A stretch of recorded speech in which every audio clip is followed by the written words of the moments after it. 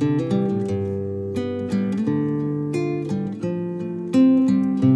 so the first bit of Metaphysics of God is going to be looking at the nature of God and also the problem of evil. So this is going to be asking questions about what is God like and is there anything within the concept of God that is a problem? So there are different worldviews on God. The evolution of the concept of God has taken quite dramatic turns over the years. In some ways, the newer concept of God might be the most problematic, but that's up to you to decide. So different ideas span across different time periods.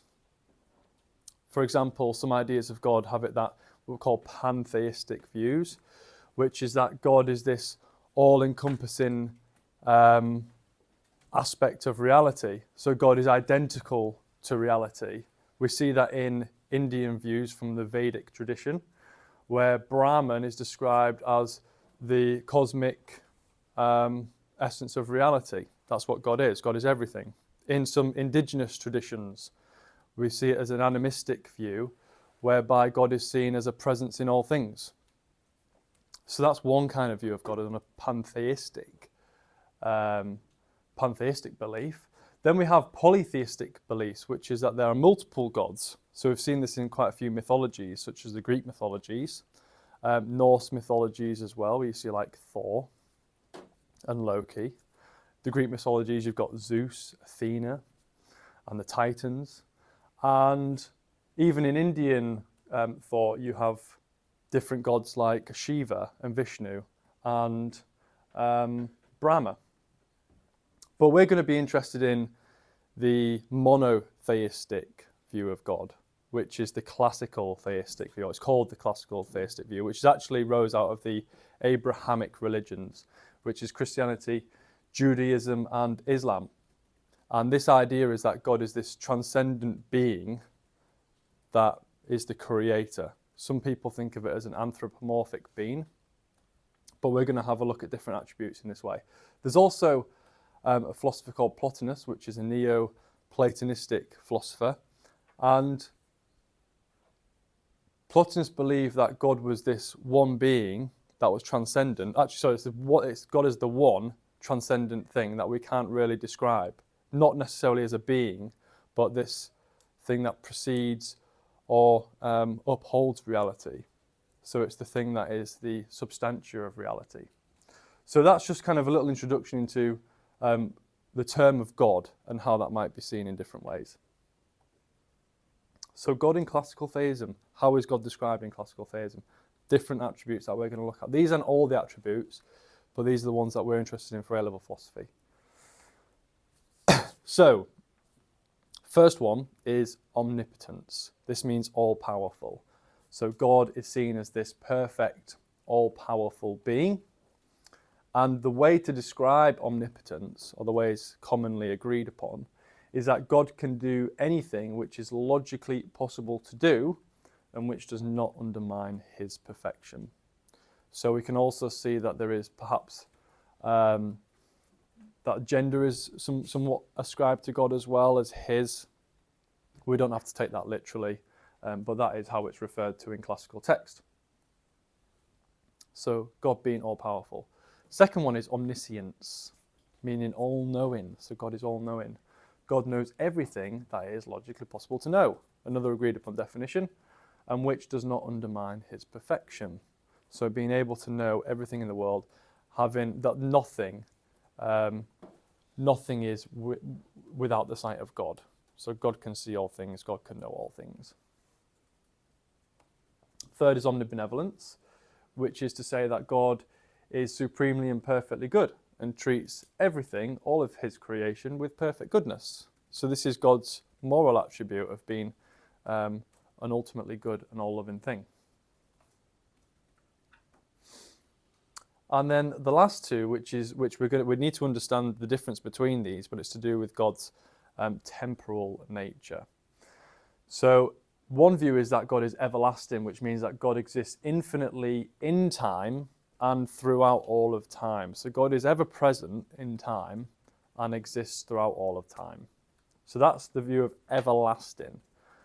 Contrast that with the view of eternal, still talking about God's temporal nature, but it's to say that God exists infinitely outside of time and space.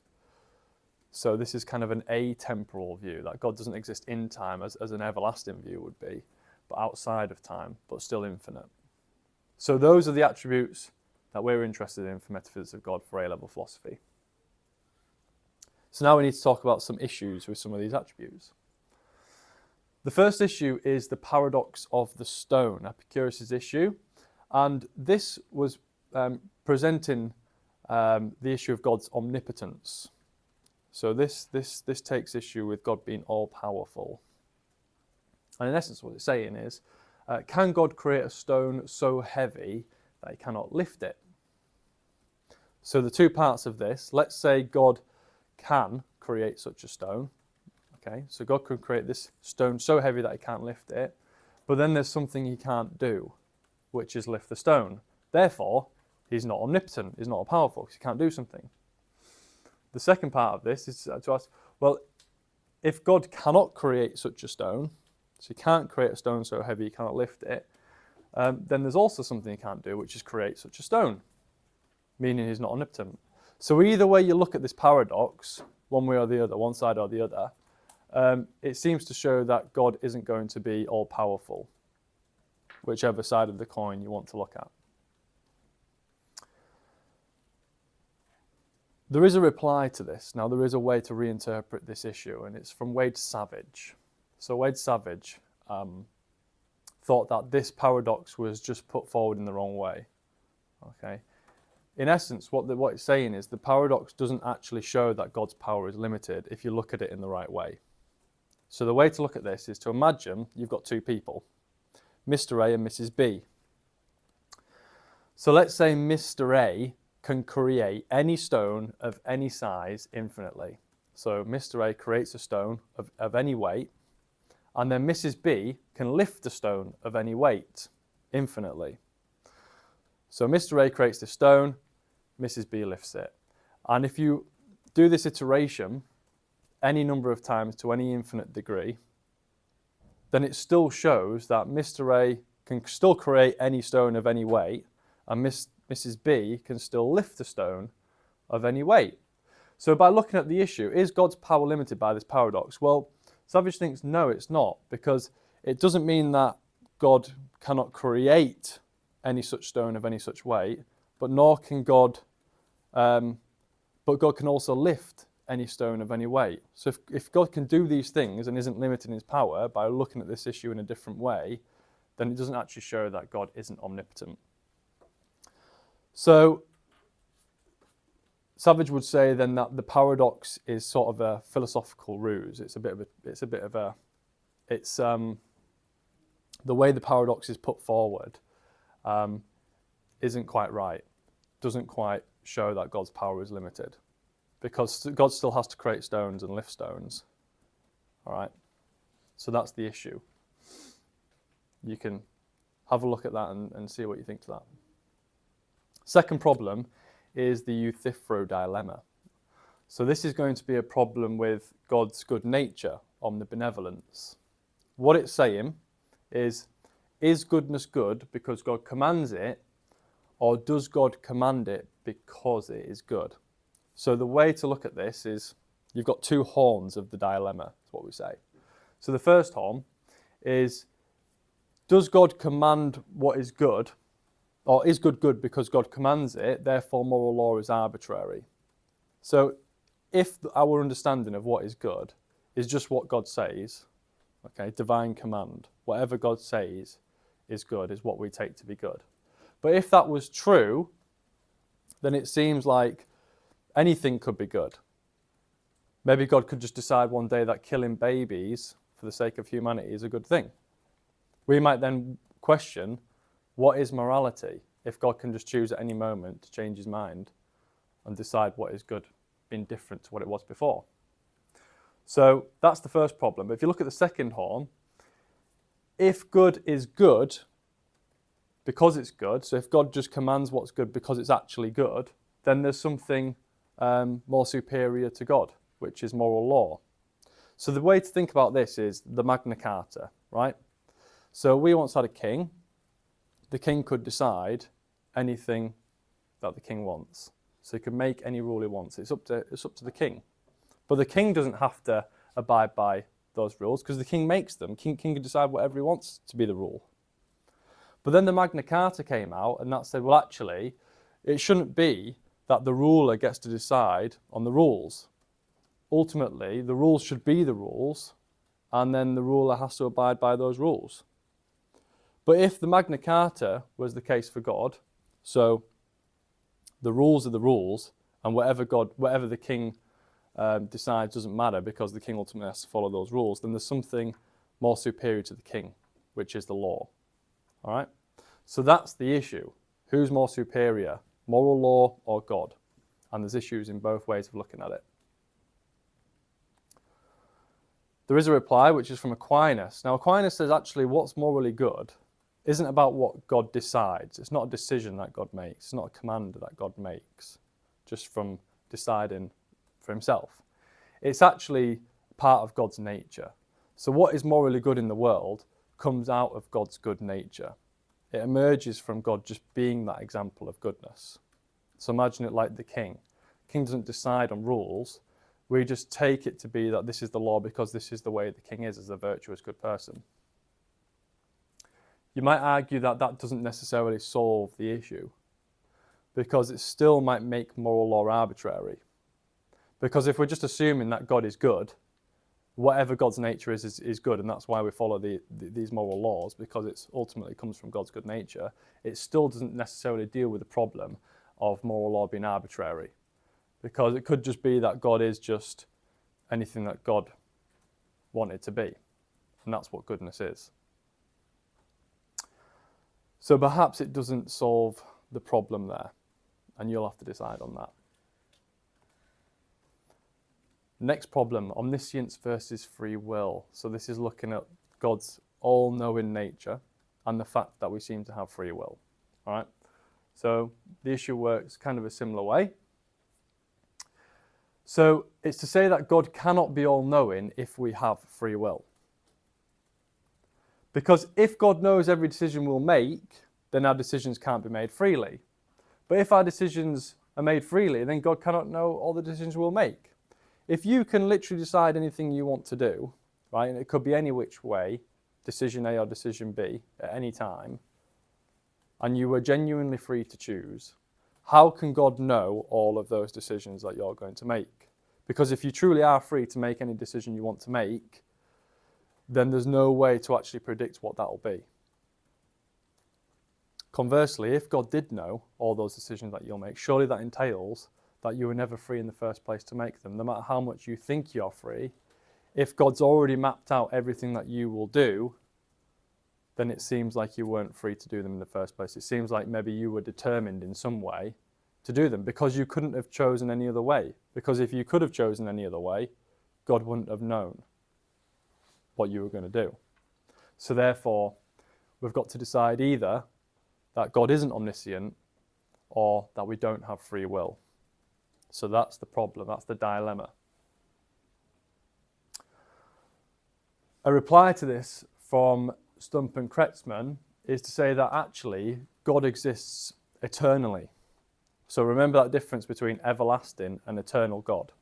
All right, difference there is an everlasting God exists within time and an eternal God exists outside of time. So if God is eternal, God can see all things as they are, all decisions that will be made. So if God does see all decisions that will be made simultaneously, then that might not necessarily be an issue in terms of free will. I think this is still an issue, even if God is an eternal being, because he's still seeing all the things, all the decisions that will be made, even from this simultaneous view. It still seems to imply that God doesn't, that you aren't free to make the decisions that you make. Because if God does see all the decisions that you'll make, it still seems to imply that actually all these decisions were determined. I think a better way to look at this is to look at God as everlasting. Because if God is everlasting, so is ever present, then God's knowledge is essentially updated. So in essence, what we're saying here is whatever decision you make as you go through your life, God will know what that decision is. So God can still be all-knowing, but is just knowing of the decisions that you'll make as you go through your life, as everything happens, just in the ever-present moment. But lots of people don't like the idea of God being everlasting. The reason why is because it means that God is changing. And commonly it's thought that God is immutable, changeless. God doesn't change. Okay? So if God is changing, as God goes on understanding everyone's decisions in the ever-present moment, then God's knowledge is always being updated, therefore God is always changing. So that's the issue here about the all-knowing nature of God. And that's something you're going to have a think about. Right, now moving on to the problem of evil. This is our last big issue with God's nature. And it's called the inconsistent triad. So if God is all-powerful, all-knowing and all-loving, the question is, why is there evil in the world? Why would there be evil if God can do anything because he's all-powerful? God knows about all the evil because he's all-knowing, and God should be all-loving, so shouldn't want the evil in the world in the first place. Therefore, the question is, why is there evil if there is such a God as described in classical theism? And this can break down into the logical problem of evil and the evidential problem of evil. Logical problem of evil is just this. If these are all God's attributes, why is there evil? The evidential problem of evil is kind of similar, but it's saying, well, it seems like there's evil in the world. And why would there be evil in the world if God is this being? So how might there be some replies to this? So first of all is from Plantinga, which is to say that there has to be evil in the world because we need free will. And God gave us free will, and because God gave us free will, that entails that there has to be evil. Because if there wasn't any evil in the world, then perhaps we don't have free will. Think about Adam and Eve. If we're free to make the decisions that we want to make, okay, then we just have to we just have to accept the fact that there's going to be evil if we want to be free. Problem with this, though, is what about natural evil? So think about the difference between moral evil and natural evil. Natural evil is considered as things like earthquakes and tsunamis, natural events that cause a lot of suffering and a lot of pain, whereas moral evil are the things that we do as humans to cause pain and suffering. So of course, Plantinga's defence might allow us to have a solution for the fact that there is moral evil because we have free will and we want free will, and God gives us free will, allows us to be free because God loves us. But what about natural evil? That still seems to be God's doing. And why would God want to do that if God is all-powerful, all-knowing, all-loving? So that's something to think about. Hick's response to this was called the soul-making theodicy. So for Hick, he thought that evil is necessary, both natural and moral evil, so that we can develop virtues. If we don't have evil, we don't have these challenges of suffering in the world to respond to, how do we become good people? How do we show, how do we demonstrate our virtues if we don't have the challenges of suffering and evil to have to battle with? So for Hick, the presence of evil is important for us to make ourselves good people in response to suffering, so that when we go into the afterlife, that we can go there as virtuous people, earn our place in heaven or whatever it is. But again, another issue with that is the distribution of evil just seems unfair, seems undeserving, seems unjust, unequal. Some people suffer way more than others. Why is that? How does that help us with our soul making? How does that help us to become virtuous people? And think about innocent children. What about innocent children who have to suffer evils? They have to die early, have diseases, they have to starve, all those things. Why, in that case, how in that case would that be soul-making for that innocent child who has to die early, who doesn't get a chance to prove themselves? That seems like a very odd thing. So it doesn't seem like, in that way, Hicks' response does give us a good solution to that problem. Seems unconvincing. You might take some alternative theologies, because maybe God isn't the way that classical theists describe God. Think about what I said earlier about different views on God. God being this all-present thing, this pantheistic identity with reality as it is. We are God, all of us. God isn't this transcendent being that makes things happen, looks after the world. Maybe that gives us reason then to turn away from the common view and think about different ways of seeing God. Or the last point is to take the atheistic view, to use this as proof that there is no such God. Atheism is coming a much more apparent view. Started with the existentialists like Nietzsche and Sartre. And then we've got Darwin and Dawkins. Darwin trying to prove that evolution shows that God wasn't what we thought God was, that God wasn't responsible for everything as it is. You might not necessarily agree with that, but this is the next view to take, that because of the problem of evil, because of this inconsistent triad, it seems like there is no such God. So these are the areas you're going to have to be looking at to decide which side of the coin you're going to go on in terms of, is there a God, isn't there a God, is God how it's described in classical theism, or is God something else because of these problems? That's it. May I remember Cool.